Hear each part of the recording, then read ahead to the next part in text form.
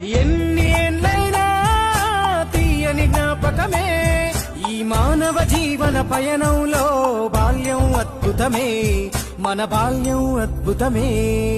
వీరి వీరి గుమ్మడి పండు వీరి పేరేమి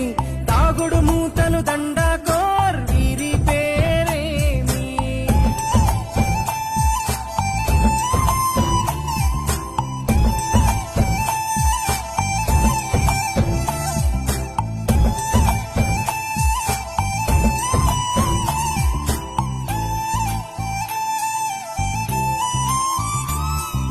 పంటలు పంచి దొంగను ఎంచి రేసాటాడితి మందరమే రేగడి మట్టిని ముద్దగా చేసి బొమ్మరిల్లే కట్టితిమే